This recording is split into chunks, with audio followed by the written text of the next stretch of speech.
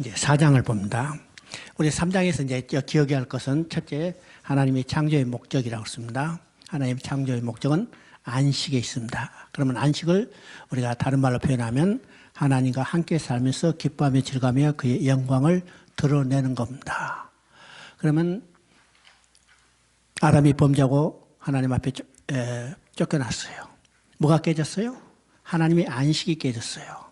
하나님의 안식이만 깨진 게 아니라 하나님 안식 속에서 함께 누리던 인간의 안식도 깨졌습니다. 쉽게 말하면요, 자녀를 안고 기뻐하던 이 부모가, 엄마가 자녀를 잃어버렸어요. 그 순간 어떻게 해요? 안식이 깨진 거죠. 또 엄마 품속에서 기뻐하며 평안을 누리던 이 자식도 엄마를 잃어버린 순간 어떻게 해요? 안식이 깨진 거죠. 안식이 깨져. 그러니까 성경의 가장 중요한 것은 하나님이 안식이고 안식을 회복하는 겁니다. 그것이 바로 구원계획이에요. 구원계획이에요. 그래서 안식은 하나님과 함께 살면서 기뻐하며 즐거워하며 그의 영광을 드러내는 것. 이것을 해서 선악과를 먹지 말라는 이 언약을 주시는데 인간이 언약을 어김으로 얘는 하나님 앞에 쫓겨나게 되죠. 이 쫓겨난 인간은 하나님은 의로우신데 인간은 범죄함으로 불의한 자가 됐어요. 하나님은 빛이신데 인간은 범죄함으로 어둠이 됐어요. 의와 불의가 함께 할 수 없고 빛과 어둠이 함께 할 수 없기 때문에 하나님은 인간은 하나님 앞에 쫓겨날 수밖에 없죠. 쫓겨난 인간의 가장 중요한 일은 하나님 앞에 다시 돌아가야 해요. 그런데 범죄한 인간은 하나님 앞에 스스로 돌아갈 수 없기 때문에 하나님이 내가 돌아오게 하리라. 그래서 새로운 약속을 주시는데 첫째는 여자의 후손을 보내서 가죽옷을 지어 입혀서 돌아오게 하시겠다는 거예요. 그래서 창세기 3장에 게시된 이 여자 후손과 가죽옷을 어떤 방법으로 성취할 건가? 이것이 성경의 이야기입니다. 이야기요. 그래서 이제 성경은 누구를 증거하는가? 바로 예수 그리스도를 증거해요. 그러면 육신을 입고 오신 예수 그리스도만 증거하는 게 아니고 그 예수 그리스도가 십자가에 못 박혀 피 흘려 죽으시고 부활하실 끝까지 증거하는 겁니다. 증거하는 거죠. 종말에 하나님의 계획과 목적을 완성하실 것을 증거하는 것이 성경의 이야기입니다. 성경의 이야기죠. 그래서 이제 창세기 3장까지 바로 그 핵심적인 내용이 여기에 있어요. 그러면 하나님이 구원을 이루시는 하나님의 마음은 어떤 것인가? 하나님 자신을 위해서요. 아담으로 인하여 모독받은 하나님의 이름과 훼손된 하나님의 영광을 하나님이 스스로 회복시키겠다는 거예요. 회복시켜요. 그래서 구원계획에 하나님의 마음이 무엇인가를 알아야 우리가 성경을 정확히 이해할 수 있습니다. 이해할 수 있죠? 이제 성경을 살펴보면 그 내용이 왜 지금 내가 강조해서 이야기한가? 구원계획을 이루신 하나님의 마음이 성경 전체에 다 흐르고 있다는 사실을 우리가 깨닫게 되는 거예요. 창세기 4장을 봅니다. 4장 4절 5절을 한번 읽어보십니다. 4절 5절 세월이 지난 후에 가인은 땅의 소산으로 제물을 삼아 여호와께 드렸고 아벨은 자기도 양의 첫 새끼와 그 기름으로 드렸더니 여호와께서 아벨과 그의 제물은 받으셨으나 가인과 그의 제물은 받지 아니하신지라. 가인이 몹시 분하여 안색이 변하니. 지금 이제 세월이 지난 후 아담과 하와가 자식을 낳았어요. 그 자식은 가인이고 아벨인데 이 가인과 아벨이 장성해서 스스로 하나님 앞에 제사를 드려야 됩니다. 그런데 여기서 중요한 것이죠. 아벨과 그의 제물은 받으시고 가인과 그의 제물은 받지 않으셨다고 했어요. 여기서 받으신가 받지 않으심으로 나누는데 이건 문자상으로 그냥 평범한 이야기가 아니라는 사실을 우리가 깨달아야 합니다. 받으셨다 이 말은 하나님 앞에 다시 돌아가겠다는 거예요. 받지 않으셨다는 것은 하나님께 다시 돌아가지 못하게 됐다는 겁니다. 그러면요, 하나님께 다시 돌아간가, 하나님께 다시 돌아가지 못한 것은 인간의 가장 중요한 근본적인 문제가 해결됐느냐, 해결되지 않았느냐죠. 그러니까 이 문자상으로 나오는 그런 간단한 이야기가 아니라는 사실을 알아야 합니다. 그러면 아벨은 어떻게 해서 하나님께 돌아갔고 가인은 하나님께 돌아가지 못했을까? 이 읽은 그 자체만 가지고 그 이유를 우리가 명확히 설명할 수 없어요. 그렇죠? 그러면 이것만 가지고 설명한다면 아벨은 양의 첫 새끼 비싼 고기 드렸다. 좋은 제물 드렸다. 그래서 하나님 앞에 들어갔고 가인은 땅의 소산물, 야 이게 곡물로 드린 거 좋지 않은 재물 들었기 때문에 들어가지 못했다. 이렇게만 설명하면 어떻게 돼요? 돈 있는 사람은 천국에 들어갈 수 있죠. 하나님께 들어갈 수 있죠. 돈 없는 사람은 들어가지 못한다. 이건 성경에 예수님 자신이 말하는 것과는 완전히 배치되는 겁니다. 예수님이 뭐라고 말씀하세요? 부자는 천국에 들어가기 어려우니라. 천국에 들어가지 못한단 말이 아니고 어려우니라고 그랬어요. 그러냐? 그러면 어떻게 해서 아벨은 하나님께 들어갔고 가인은 하나님 앞에 들어가지 못했을까? 히브리서 11장 4절은 이것을 해설해 줘요. 아벨은 믿음으로 더 나은 제사를 드리고 의롭다 하는 증거를 얻었으니 이렇게 되어 있어요. 그러니까 아벨은 드리는 좋은 제물이 아니라 믿음으로 드렸다는 겁니다. 그리고 어떻게 했어요? 의롭다는 증거를 얻었으니, 다른 말하면요, 하나님 앞에 다시 돌아갔다는 거예요. 믿음으로 하나님 앞에 다시 돌아간 거죠. 그러면 아벨이 하나님 앞에 다시 돌아가게 된 믿음으로 드린 제사, 그 믿음은 무엇을 믿었기 때문에 더 좋은 제사가 됐고 하나님 앞에 다시 돌아가게 됐을까? 그죠? 우리가 이제 창세기 3장 20절을 보면 이렇게 되어 있습니다. 창세기 3장 20절에 보니까 아담이 그의 아내 이름을 하라오 불렀으니 그는 모든 산자의 어미라 하미래라. 지금 하는 지금까지 이름이 없었어요. 여자라고 불렸어요. 그죠? 여자라고 불렸다가 지금 여기서 드디어 하라는 이름을 이제 받게 됩니다. 그러면 이 순간은 어떤 순간이요? 범죄하고 하나님 앞에 쫓겨나는 절망의 순간입니다. 그런데 아담이 자기 아내의 이름을 하라고 짓어요. 모든 산자의 어미. 다른 말이며 생명의 어미. 소망의 이름을 지어줬죠. 그러면 쫓겨나는 절망의 순간에 어떻게 해서 모든 산자의 어미 하라는 이름을 지어줬을까? 지금 아담과 하가 쫓겨나기 전에 하나님은 그들에게 새로운 언약을 주셨어요. 바로 다른 말이며 온 복음을 주셨죠. 지금은 범죄하고 내 앞에서 쫓겨나지만은 언젠가 내가 여자의 후손을 보내서 가죽 옷을 지어 입혀서 너희를 돌아오게 하겠다는 이 은혜 언약을 주셨죠. 아담과 하는 이것을 듣고 어떻게 해요? 믿고 이해하고 믿었어요. 믿어야죠. 그래서 그들이 이제 쫓겨나서 자식을 낳고 기를 때 그 부모가 가졌던 믿음이 자식에게 전해지죠. 그러면 아벨은 그것을 가슴 깊이 새겼고 가인은 그리 경홀히 여겼어요. 그리고 스스로 이제 장성에서 제사를 드릴 때 아벨은 뭘 들었어요? 양의 첫 새끼를 들었어요. 양의 첫 새끼를 드렸다는 것은 뭘 믿었어요? 하나님께 주신 원복음을 믿었어요. 그러면 양의 첫 새끼는 바로 뭘 예표하는 거예요? 가죽 옷을 지어주는 것에 대한 그림자예요. 그죠? 바로 원복을 믿고 양의 첫 새끼, 가죽 옷에 대한 하나님의 약속을 믿었다는 겁니다. 그러면 가죽 옷은 뭘 의미해요? 십자가예요. 우리의 벌거벗을 가려주시기 위해서 피 흘려 주실 예수 그리스도예요.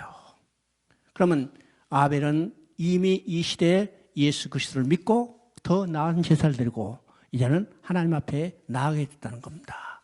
그럼 여기서 뭘 우리가 깨닫는 거냐면 하나님 앞에 쫓겨난 죄인이 하나님 앞에 돌아갈 수 있는 유일한 길은 오직 십자가의 예수 그리스도라는 사실입니다. 그렇죠?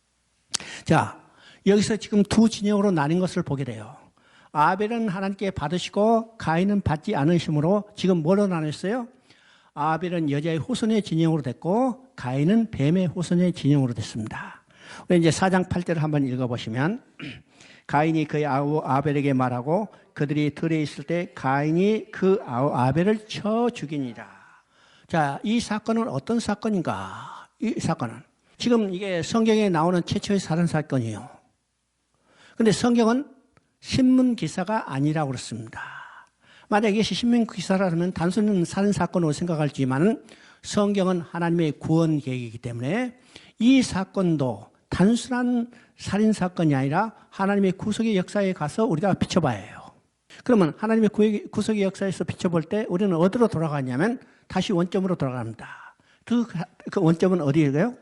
창세기 3장 15절로 돌아가야 해요. 그러면 창세기 3장 15절은 세 마디로 되어 있다고 그랬죠? 두 진영으로 나뉘고 두 진영 사이는 원수가 되고 싸움이 있는데 그 싸움의 결과는 여자의 후손이 뱀의 머리를 상하게 하실 거다. 여자의 후손에 의해서 뱀의 후손은 멸망될 것을 이미 하나님부터 선포받았어요. 그러면 우리가 생각해 봅니다. 여기서 뱀의 후손이 생존할 수 있는 유일한 길은 어떤 것일까요? 뱀의 후손이 생존할 수 있는 유일한 길은 여자의 후손이 나타나서는 안 돼요. 여자의 후손이 나타난다면 자기는 멸망받을 것을 이미 하나님께서 선포받았죠? 그러면 뱀의 후손이 된 이 가인이 여자의 후손이 나타나지 못하도록 대적한 첫 번째 사건이 바로 가인이 아벨을 쳐 죽인 사건이라는 사실입니다. 그러면 여기서 끝나는 게 아니라 이것을 기점으로 해서 성경에서는 계속 이 두 진영이 대적하고 여자의 후손을 태어나지 못하도록 뱀의 후손이 대적하는 역사라는 사실을 우리가 깨닫게 되는 겁니다. 우리가 성경에 크고 작은 많은 사건들이 있는데 그중에 아주 중요한 사건은 어떤 사건인가? 에서가 야곱을 죽이는 사건도 이게 똑같은 관점이에요. 또 사울이 다윗을 죽이려는 사건도 똑같은 사건입니다. 그 다음에 결정적인 순간은 어떤 것일까? 여자의 후손으로 예수님이 태어날 때 예수님이 태어난 여자의 후손이 태어나지 못하도록 대적하는 세력이 누구였어요? 당시 이스라엘을 다스리는 헤롯이죠. 헤롯이 베들레헴에 태어난 모든 두 사람의 남자를 다 죽이는 사건이에요. 이것이 바로 뱀의 후손이 여자의 후손이 태어나지 못하도록 대적하는 성경의 역사입니다. 역사죠. 자, 그러면 이제 여기서 이제 아벨이 쳐 죽임을 당했어요. 여자의 후손이 끊겼죠? 그러면 하나님의 계획은 실패한 것인가? 이런 하나님 계획은 포기하고 중단할 걸 말 것인가? 우리는 성경을 볼 때 역사 관점을 가지고 볼 때 어떻게 했어요? 하나님의 계획은 절대로 실패하지 않고 중단하지 않고 포기하지 않는다고 했어요. 그러면 여자의 후손이 쳐 죽이면 아벨을 죽이면 당했으면 하나님의 자신의 계획은 실패하지 않고 포기하지 않고 반드시 이루시기 때문에 어떻게 했습니까? 새로운 씨를 주시다고 했습니다. 이것이 창세기 4장 25절 26절입니다. 창세기 4장 25절 26절을 보면 아담이 다시 자기 아내와 동침하며 그가 아들을 낳아 그의 이름을 셋이라 하였으니 이는 하나님이 내게 가인이 죽인 아벨 대신에 다른 씻을 주시다 하며 셋도 아들을 낳고 그 이름을 에노스라 하였으며 그때 사람들이 비로소 여호와 이름을 불렀더라. 여기서 그냥 다른 아들을 주셨다 이래 하지 않고 다른 씨를 주셨다고 그랬어요. 이 씨를 주셨다고 그러죠. 이 씨는 어떤 의미일까요? 한 알이 밀알이 떨어져 죽으면 많은 열매를 맺으리라. 바로 그 씨를 이야기합니다. 씨를요. 그러니까 셋의 후손 가운데 여자의 후손이 태어나게 하시고 그 여자의 후손으로 해서 많은 열매를 맺게 하셔서 하나님의 계획을 성취해 가겠다는 것이 여기에 나타나 있어요. 알았죠? 자, 셋이 아들을 낳았는데 에노스라고 그랬습니다. 에노스를 우리가 이제 그 뜻을 보면 질그릇같이 깨어지기 쉬운 이런 것을 이야기해요. 또 어떤 다른 면에는 병들어서 아무것도 할 수 없는 상태. 그죠? 병들어서 아무것도 할 수 없는 상태. 이것이 바로 에노스의 의미입니다. 그러면 하나님께서 어떻게 해요? 하나님의 계획을 성취하기 위해서는 강하고 튼튼한 자를 주셔야 할 것 같은데 그렇지 않고 에노스 같은 연약한 자를 주셨어요. 왜일까요? 지금 여기 보니까 에노스가 태어나자 그 당시의 사람들이 여호와 이름을 불렀다고 했습니다.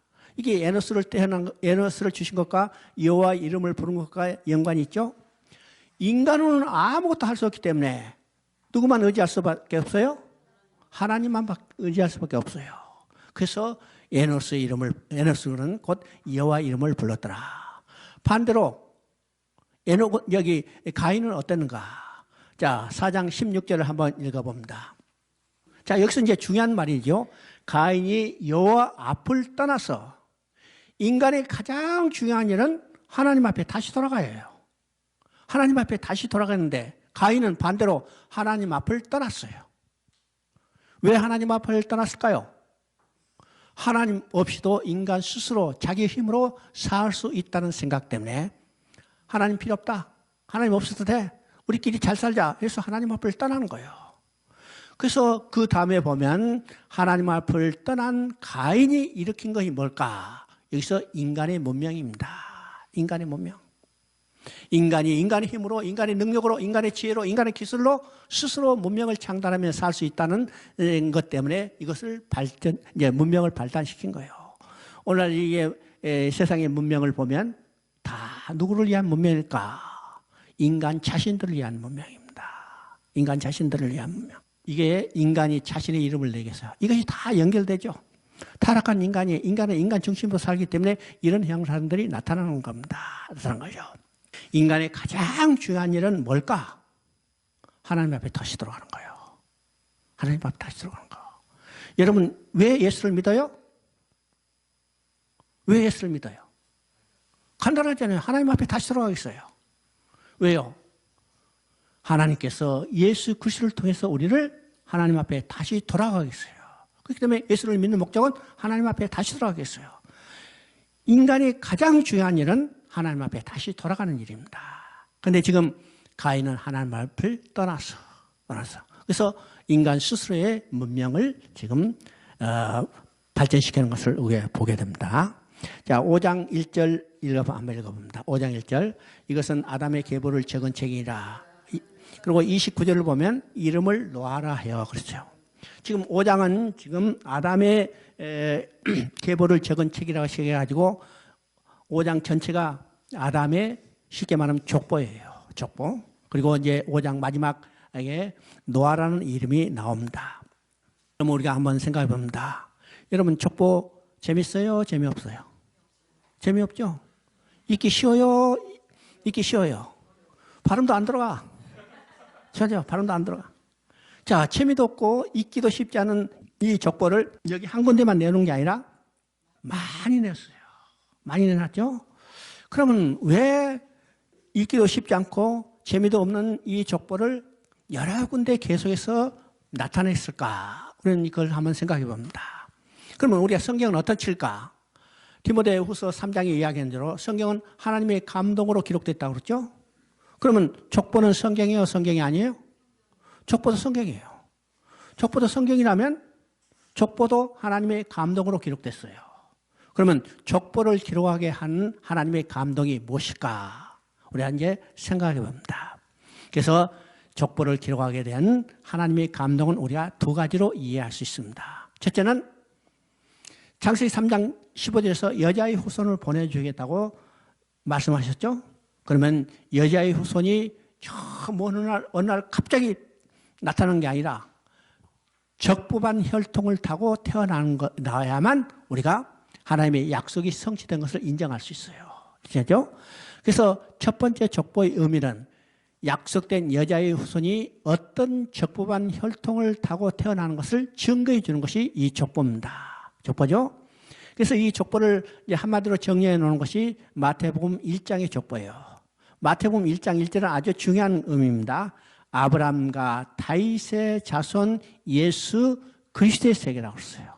그러면 이 말은 어떤 말일까? 자, 지금 예수가 태어나는데 이 예수는 아브라함과 다윗의 약속의 근거에서 여자의 후손으로 오신 그리스도라는 겁니다. 그리스도라는 거예요. 이것이 마태복음 1장 1절에 지금 구약에서 여자의 후손을 보내줬다는 그 적부한 혈통에 의해서 성취된 것을 증거하는 거죠. 두 번째 족보의 의미는 족보에 처음 나온 사람과 마지막 나온 사람의 그 사이의 모든 역사를 이 족보를 통해서 압축적으로 정리해버리고 이제는 족보에 마지막 나온 사람을 통해서 하나님은 새로운 역사를 전개할 하나님의 계획이 있다는 사실을 우리가 볼 수 있어야 합니다. 그럼 지금 아담으로부터 시작해서 노아까지죠? 그러면 창세로부터 시작해서 노아까지 모든 역사가 이 족보에 다 함축되어 버렸어요. 함축되죠. 그리고 이제는 이 족보에 나온 이 노아를 통해서 하나님은 새로운 역사를 전개해 가기 때문에 6장부터는 누구를 통해서 이루어간 역사냐면 바로 노아를 통해서 이루어간 역사입니다. 자, 성경의 족보에 나오는 이제 그런 의미들이 많이 있는데 우리 이제 마태복음 1장의 족보를 통해서도 우리가 그것을 깨닫게 되죠. 자, 마태복음 1장의 족보는 지금 많은 사람들이 나와요. 아브라함과 다윗의 자손 예수 그리스도의 세계라 이러고 아브라함이 이삭을 낳고 이삭이 야곱을 낳고 야곱이 유다를 낳고 이게 해가지고 마지막에 요셉이 마리아에게서 예수를 낳으니라. 그렇죠? 예수를. 그러면 이 족보의 마지막으로 누가 나왔냐면 예수가 나오죠. 예수가 나와. 그러면 이 마지막에 나온 사람 통해서 새로운 역사를 전개하기 때문에 신학의 역사는 누구를 통해서 이루어가는 역사예요? 이 족보의 마지막 나온 예수를 통해서 이루어가는 역사입니다. 이것이 족보의 의미입니다. 의미예요. 자, 6장 1절 2절 한번 읽어봅니다. 6장 1절 2절. 사람이 땅에 번성하기 시작할 때 그들에게서 딸들이 나니 하나님의 아들들이 사람의 딸들의 아름다움을 보고 자기들의 좋아하는 모든 여자를 아내를 삼은지라. 지금 이제 6장은 노아를 통해서 일어가는 역사죠. 그러면 노아 시대 지금 어떤 시대인가? 그때 사람들이 많아지기 시작했다 그랬어요. 얼마나 많은지는 이제 숫자적으로 나타나지 않지만은 하여튼 많아지기 시작할 때, 그럼 많아지기 시작할 때 어떤 일이 벌어지는가? 하나님의 아들들이 사람의 딸들의 아름다움을 보고 그들이 좋아한대. 자기들이 좋아하는 대로 아내를 삼았다고 했습니다. 그러면 하나님의 아들이 누군가, 사람의 딸들이 누군가를 우리가 정확히 성경에 나타나지 않지만은 우리가 유치해서 보면 하나님의 아들들은 여자의 후손, 곧 셋의 후손들이에요.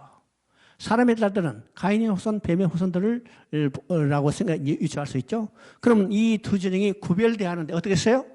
얘는 통혼을 통해서 섞여버렸습니다. 이것을 우리가 세속화라고 합니다. 세속화라. 그러면 이것을 통해서 우리는 뭘 깨달을 수 있는가? 사단의 정책이, 창세 때부터 썼던 사단의 전술이 무엇인가를 우리가 보게 돼요. 그러면 지금까지 나타난 사단의 전술은 세 가지로 나타납니다. 세 가지. 첫째는 유혹이에요. 언제 유혹했어요? 에덴 동산에서 아담과 하와를 유혹해서 넘어지게 한 겁니다. 두 번째는 어떻게 해요? 폭력이에요. 핍박이에요. 이건 두 번째는 가인이 아벨을 쳐 죽인 사건입니다. 세 번째는 이건 혼합입니다. 지금 하나님의 아들들과 사람의 딸들이 섞여버렸죠. 이것이 지금 오늘 사단이 그대로 쓰고 있는 전술입니다. 오늘 얼마나 많은 유혹이 있어요? 오늘 얼마나 많은 이 핍박이 있어요? 이게 온 전 세계적으로 지금 기독교가 핍박을 받죠. 뭐 한국도 지금 핍박을 받는 거 있는 거예요. 여러분 지금 우리 탄자니아 선교사님도 말씀하지만 그 비자 안 내주고 기독교 핍박하는 다 음으로 양으로. 남미도 가니까 천주교가 기독교를 핍박해요. 인도네시아 가니까 이슬람교가 기독교를 핍박해요. 세계적으로 지금 기독교가 핍박을 받고 지금까지 그 역사잖아요. 이 언제부터? 가인이 아벨을 쳐 죽인 때부터 시작한 거예요. 오늘 혼합이요. 지금 교회가 교회인지 지금 분간이 안 되죠. 오늘 진리가 왜곡된 것뿐만 아니라 교회 자체도 지금 많이 혼합되어 있어요. 혼합되어 있어요. 이것이 창세 때부터 사단이 쓴 세 가지 전술입니다. 세 가지 전술. 우리는 사단이 쓴 전술을 알아야 해요. 지피지기면 백전백승이라. 우리는 적을 알아야 합니다. 적의 전술을 알아야 해요. 자, 결과적으로 어떻게 되는가? 세상에 악이 가득해 되었어요. 섞이면 세소가 되고 세소가 되면 반드시 타락하게 되는 겁니다. 그래서 세상에 악이 가득하게 됐어요. 자, 세상에 악이 가득했다는 것은요, 발 디딜 틈도 없이 꽉 찼다는 것을 말합니다. 자, 발 디딜 틈도 없이 세상에 악이 가득하자 그것을 본 하나님은 어떤 마음이 드실까요? 그것을 본 하나님 마음은 야, 어떻게 하지? 큰일 났다. 그래서 한탄하셨다는 거예요. 그러면 어떻게 해요? 창조 자체를 한탄한 게 아니라 그들이 타락해가는 모습을 보고 한탄하고 지금 하나님은 어떤 마음을 가질까? 이 악이 가득한 세상 가운데 하나님의 거룩한 씨를 건져내야 해요. 소위 말해서 남은 자를 건져내야 합니다. 그래서 하나님은 노아를 부르셔서 방주를 짓게 하시고 지금 6장 3절에 보면 너희 날이 120년이라고 이야기합니다. 이 120년은 인간의 수명이 120년 말이 아닙니다. 지금 이제 김기동의 기신동 같은 데는 인간의 수명이 120년이라고 120년이 살지 못하고 죽은 사람의 영혼이 귀신돼서 떠돌아다닌다고 이야기해요. 그런데 인간의 수명이 어느 곳에도 120년이라고 명시되는 곳이 없어요. 왜일까요? 인간의 생명의 주권자는 누구예요? 오직 하나님이요. 그래서 태어나자마자 죽은 사람도 있고, 성경에 나오는 무드셀라처럼 969살까지 산 사람도 있고, 여기도 몇 살까지 살지 모르잖아요. 정해놨어? 몇 살을 모르냐. 이건 하나님의 절대적인 주권이 있기 때문에 성경은 어느 곳에서 인간의 수명이 120년이라는 말은 없고 몇 년이라고 정해지지 않았어요. 그럼 여기서 120년은 어떤 것일까? 지금 악이 가능한 것을 보고 하나님은 지금이라도 홍수를 내보내서 심판할 수 있어요. 그런데 성경을 통해서 나타난 하나님 마음은 어떤 것이라고 했어요? 심판에 있는 게 아니라 구원에 있는 거죠. 그래서 120년의 시간을 주시면서 그들이 회개하고 돌아올 시간을 주셨다는 거예요. 우리는 7장을 보면 그것을 더 알 수 있어요. 120년이 됐는데 7일 후라는 말이 두 군데 나오죠. 7장 4절에 7장 10절에 나옵니다. 그러면 7일이라는 것은 어떤 의미일까요? 7일은 성경에서 완전의 숫자예요. 그럼 120년이 됐지만은 120년이 되자마자 홍수를 보는 게 아니라 하나님은 오래 참고 기다리셨다가 기다리셔도 돌아오지 않기 때문에 어떻게 해요? 이제는 심판해야 해요. 그래서 홍수를 보낸 겁니다. 홍수를 보는 거예요. 그러면 홍수 가운데 구원받은 자가 몇 명일까? 8명이라고 써요. 8명인데, 예, 베드로전서 3장 20절을 한번 읽어봅니다. 베드로전서 3장 20절. 몇 명? 8명이죠. 8명만 이야기하면요, 내가 여러분한테 성경 읽으란 말 안 했을 거예요. 여기서 여러분이 성경 읽을 때 머릿속에 정리하기를 원하는 것이 어떨까? 몇 명뿐이니 겨우 8명이랐어요. 이게 수식이 2번 반복됐어요. 몇 명뿐이니 겨우 8명이에요. 이 말은요, 극히 적다는 것을 강조하는 겁니다. 그러면 당시에 사람들이 많아지기 시작했는데 120년이 지났으면 더 많아졌을 거죠? 그 중에 구원받은 사람은 겨우 8명이에요. 몇 명뿐이니 겨우 8명. 극히 작은 8명에 불과하다는 거예요. 그럼 누가복음 17장은요, 노아의 홍수를 최후의 심판을 예표로 보여준다고 했어요. 그러면 최후 심판 때 구원받을 사람이 많다는 거예요? 적다는 거예요? 어? 많다는 거예요? 적다는 거예요? 극히 적다는 거예요. 그러면 극히 적은 사람 가운데 누가 구원받게 됐을까? 어? 극히 적은 사람 가운데 누가 포함됐을까요? 몰라? 우리가 포함됐어요. 내가 포함됐어요. 극히 적은 사람인데, 자, 내가 구원받았구나. 그러면 여러분이 어떻게 해서 극히 적은 사람들에 포함됐어요? 어떻게 해서? 얼굴 예뻐서? 돈이 많아서? 권세가 많아서? 오직 하나님의 은혜예요. 오직 하나님의 은혜. 우리 구원받은 것이 아무런 조건이 없어요. 오직 하나님의 은혜입니다. 은혜죠? 노아가 구원받았다. 어떤 사람은 노아가 의인이기 때문에 구원받았다. 노아가 의인이요? 아니면 죄인이요? 노아도 근본적으로 죄인이에요.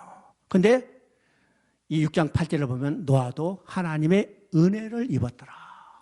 그리고 9절에 예, 의인이라는 말이 나오죠. 하나님을 은혜를 입었기 때문에 그가 의롭게 된 거예요. 의인이 된 겁니다. 의인이요. 노아가 그 가정이 구원받은 것도 오직 하나님의 전적인 은혜라는 사실을 우리가 깨닫게 되고, 우리가 구원받은 것도, 내가 구원받은 것도 하나님의 전적인 은혜라는 사실을 우리가 깨달아야 합니다. 깨달아야죠. 자, 노아가 이제 방주에서 나왔어요. 8장에 보면 번제를 드렸습니다. 정결한 짐승 중에 번제를 드렸다. 참 이건 놀라운 사실입니다. 지금 노아의 가족만 방주에 들어가라고 명령하지 않고 각종 짐승을 방주에 들어가게 했어요. 그럴까요? 노아 가족만 들어갔으면 먹고 살 수 없잖아요. 또 이 방주에 짐승을 들여보냄으로 인해서 다 멸망받았어요. 그죠? 방주에 들어가지 않는 것은 다 멸망받았는데, 노아가 방주에 나와서 번제를 드릴 때 정결한 짐승으로 번제를 드렸다고 했어요. 정결한 짐승으로. 그러면 노아가 번제를 드린 이 정결한 짐승은 누가 준비했어요? 어? 누가 준비했어요? 하나님이 친히 준비한 거예요. 그러니까 이 말은요, 이 다음에 나올 여호와 이레입니다. 여호와 하나님이 바치실 제물은 이미 우리가 알 수도 없지만은 하나님이 이미 방주에 들어가게 해서 노아가 방주에 나서 그 제물로 하나님 앞에 번제를 드릴 하나님의 바칠 제물로 준비해 주셨다는 사실입니다. 이제 노아가 번제를 드리면서 해서 어떻게 했을까? 노아는 이제 히브리서 11장 10절을 읽은 7절에 나온 대로 의의 상속자가 됐어요. 의의 상속자. 그러면 어떻게 됐다는 것은 어떻게 해요? 하나님 앞에 나가게 됐다는 거예요. 뭘 통해서? 번제를 통해서. 그렇죠? 번제는 뭘 예표해요? 우리에게 가죽 옷을 지어 입혀 주실 예수 그리스도를 예표하는 겁니다. 그러니까 노아도 뭘 믿었어요? 예수 그리스도를 믿음으로 의롭게 되고, 의롭게 됨으로 그 가정은 구원받게 되는 겁니다. 구원받게 되는 거죠. 자, 9장을 봅니다. 9장 20절, 21절 한번 읽어봅니다. 9장 20절, 21절 노아가 농사를 시작하여 포도나무를 심었더니 포도주를 마시고 취하여 그 장막 안에서 벌거벗은지라. 자, 26절 한번 읽어봅니다. 이르되 셈의 하나님 여호와를 찬송하리로다. 자, 이것은 어떤 내용일까? 노아가 이제 홍수가 물러가자 방주에서 나왔어요. 먹고 살기 위해서 시작한 것이 농사입니다. 그죠? 농사를 시작했는데 그 중에 포도나무를 하나 심었는데, 그죠? 포도나무가 이제 잘 자라서 풍성한 열매를 맺었습니다. 이 풍성한 열매를 따다가 독 속에 담가뒀더니 시간이 지나니까 포도주로 발효됐어요. 그래서 노아가 이제 이 발효된 포도주를 한 잔 마셨더니 어떻게 해요? 기가 막힌 거예요. 그죠? 딱 마시자마자 그냥 입이 짜르해. 그랬더니 어떻게 해요? 또 마시고 싶잖아요. 맛이 없으면 쳐다보지도 않을 텐데 맛있으니까 또 맛있어. 그래가지고 몇 잔 마셨더니 포도주도 취하잖아요. 그래서 취했어요. 지금 성경이 그대로 말하죠. 취했어요. 취해서 노아가 이제 잠이 들었는데, 그러면 우리가 생각해 봅니다. 그때 옷의 모양이 어떤 것일까? 오늘같이 복잡한 옷이 아니고 아주 간편하죠. 속옷도 없어. 그러면 지금 이제 중동 사람들처럼 둘둘 감고 다니는 이런 천으로 된 건데, 누우면 이불이고 이게 일어서면 옷인데, 자, 술을 마시고 취해서 자면 어떻게 돼요? 열이 오르니까 그냥 몸 뒤척거리잖아요. 그래서 움직이니까 어떻게 해요? 벗겨졌어. 다 드러났는데 그때 둘째 아들 함이 그것을 돌아가지고, 여기 이제 여러 가지 이론들인데 아주 간단히 생각해요. 하여튼 들어와서 보니까 어떻게 해요? 아버지 노아가 그냥 좋은 모습으로 보고 이제 나타났어. 그래서 그거를 신기하니까 어떻게 해요? 밖에 나가서 형제들한테 고했더니 셈과 야벳은 아버지의 부끄러운 것을 보지 않게 해서 뒷걸음질 치고 와가지고 아버지를 덮어줬다 했습니다. 자, 노아가 이제 잠에 깨서 이 사실을 알고 뭐라고 했어요? 셈의 하나님 여호와를 찬송한다 했어요. 그럼 우리가 생각할 때 덮어준 것이 셈과 야벳이라면 두 아들을 불러서, 야, 참 너희들 아버지 부끄러운 것을 보지 않고 이게 덮어줬다니 정말 효자다 칭찬했을 거예요. 근데 노아는 두 아들을 칭찬한 게 아닙니다.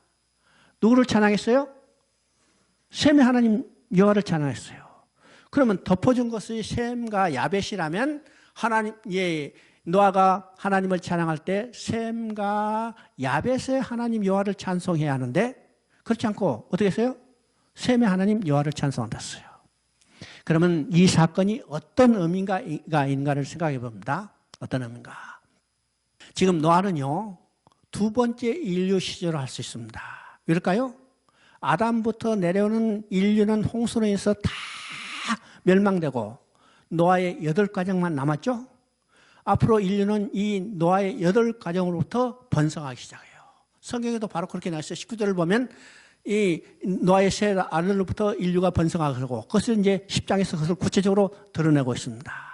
그러면 노아는 지금 구원받은 이 가족 8명 중에 가장이라면 노아는 두 번째 인류 시절을 할 수 있습니다. 그러면 보세요. 첫 번째 인류 시절 아담도 벌거벗었어요. 두 번째 인류 시절 노아도 벌거벗었어요. 이 말은 어떤 말이요? 아담 이후 모든 인간은 다 벌거벗은 자. 벌거벗은 것은 뭘 의미합니까?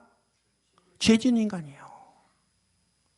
죄진 인간. 영적으로 하나님 앞에 설 수 없는 죄진 인간을 벌거벗었다는 말로 표현하기 때문에 노아도 벌거벗었다는 것은 아담 이후 모든 인간은 다 벌거벗은 자다. 그래서 성경은 뭐라고 합니까? 의인은 없나니 하나도 없으며 모든 사람이 죄를 범했음에 모든 사람이 죄를 범했다고 했어요. 그래서 이 사건을 통해서 모든 인간이 다 죄인이라는 것을 증거해 주는 겁니다. 증거해줘. 그래서 노아가 이제 이 사실을 알고 셈의 하나님 여호와를 찬송한다고 했어요. 그럼 이건 어떤 의미일까?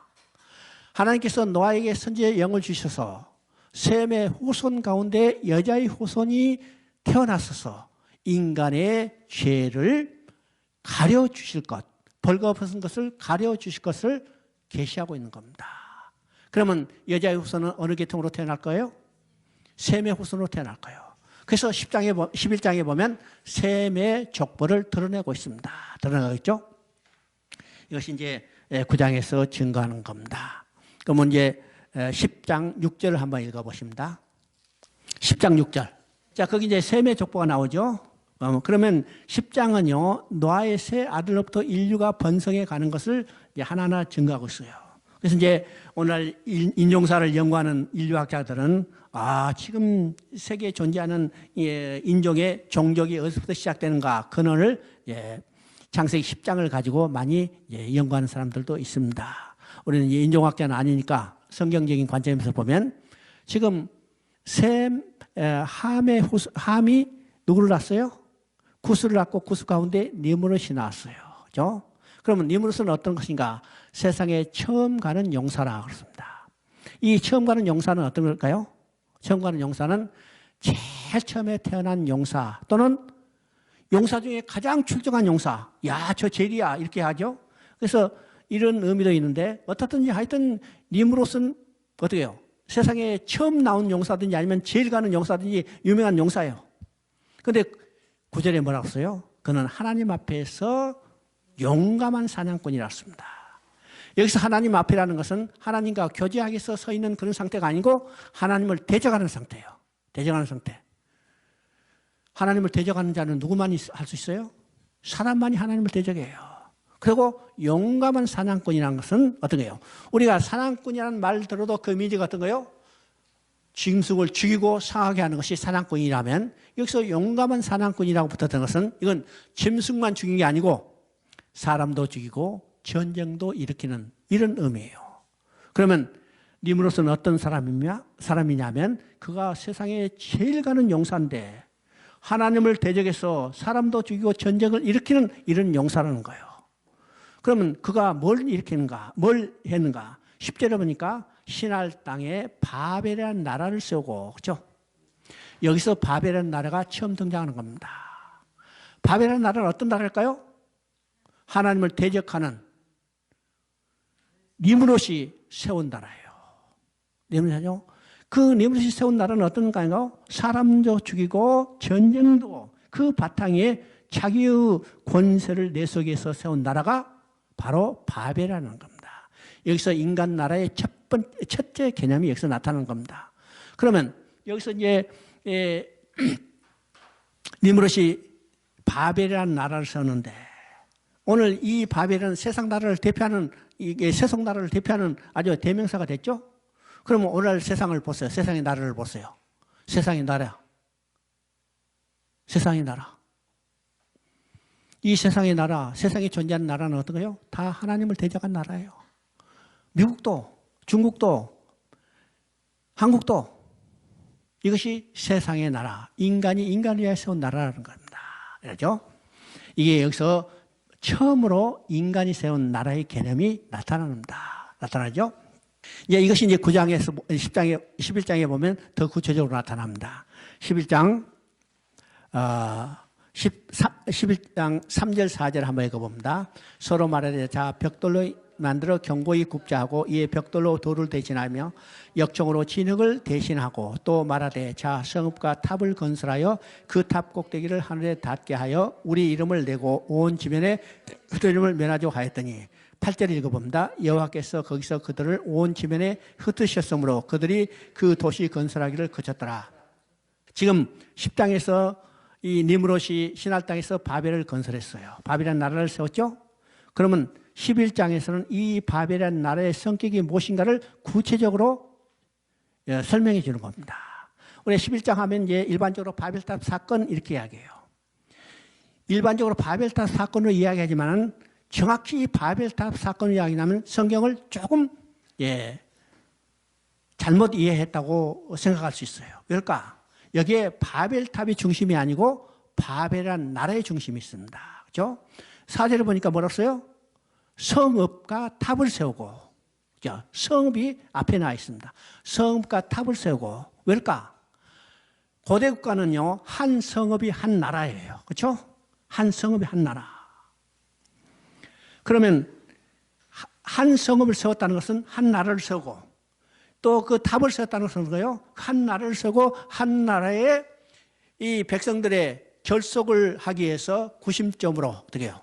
하나의 상징적인 탑을 세운 것이 바벨탑입니다. 그러면 이 바벨탑을 세우는 걸 통해서 이 나라의 성격이 무엇인가를 보여주는 겁니다. 왜죠? 그러면 이 바벨탑을 세울 때 어떻게 세웠을까? 벽돌로 돌을 대신하고 역청으로 진흙을 대신했다. 자, 여기서 대신했다는 말을 구체적으로 표시하고 있어요. 왜일까? 하나님은 벽돌로 돌을 대신하고 역청으로 진흙을 대신하지 않고 손을 대지 않은 자연석과 그 다음에 진흙으로 발라서 탑을 세우라고 했어요. 이게 뭐냐면 상징적으로 나타나는 것이 제단입니다. 여러분 제단을 쌓을 때 뭐라고 말씀했을까? 이게 출애굽기 20장을 보면 제단을 쌓을 때 구체적으로 해요. 정을 대지 않은 자연석으로 쌓고 진흙을 발라 쌓으라고 했습니다. 그렇죠? 또 하나님이 한 나라를 세울 때 그 나라를 어떻게 세우는가? 다니엘서 2장 44절을 보면 이렇게 돼 있어요. 여러 나라의 왕 때 하나님이 한 나라를 세우리니, 그죠? 여러 나라의 왕 때 하나님이 한 나라를 세워요. 그러면 그 나라를 세우는 것은 무엇을 통해서 세우는가? 산에서 손을 대지 않는 한 돌이 나와서, 그죠? 하나님이 한 나라를 세우는데 누구를 통해서 세워요? 산에서 손을 대지 않는 한 돌이 나와서. 산에서 손을 대지 않는 한 돌, 이건 자연스럽습니다. 그러면 이 산에서 손을 대지 않는 한 돌은 누구냐? 곧 예수 그리스도요. 반석이신 예수 그리스도를 이야기합니다. 그죠? 근데 지금 바벨이라는 나라는 어떻게 썼을까? 바벨탑을 세우는 것을 통해서 이 나라의 성격이 무엇인가를 얘기하는데 벽돌로 돌을 대신하고 역청으로 진흙을 대신하는 것은 이거는 하나님의 방법이 아니라 인간 너희들의 방법이라는 거예요. 그러면 바벨이라는 나라는 어떤 나라예요? 인간이 인간을 위해 세운 인간의 나라. 이것이 바벨입니다. 그러면 성경 전체를 통해서 하나님의 계획은 어떤 것입니까? 하나님이 통치하는 하나님 나라를 건설하려는데 타락한 인간은 하나님을 떠나서 인간 스스로 자기들이 위한 자기들의 나라를 세우자는 거예요. 그럼 하나님은 어떻게 했어요? 인간이 인간을 위하여 세운 나라를 흩어버리시는 겁니다. 이것이 8절에서 말하는 거죠. 하나님이 이 나라를 흩으시다. 어때요? 오늘 이것도 우리에게 해당되는 겁니다. 오늘 많은 성도들이 이야기해요. 예수를 나의 왕, 하나님을 나의 왕, 나의 주라고 고백하지만은 실제로 어떻게 해요? 하나님과 예수를 통해서 이용해서 자기 안에 자기가 통치하는 자기 나라를 세우려 하는 거예요. 이것이 오늘 성도들의 모습입니다. 들어보시죠? 근데 자기 안에 자기가 통치하는 자기 나라를 세운다면 어떻게 해요? 하나님은 그것을 반드시 흩어버린다는 사실을 우리가 알아야 합니다. 알았죠? 그리고 11장 26절을 보면 어떻게 나왔어요? 11장 26절. 거기에 아브라함이 출생하는 걸 봅니다. 그러면 지금 이 족보가 10절부터 11장 10절부터 셈의 족보가 나오는데 셈의 족보가 나오는 것은 지금 부장과 인간이죠.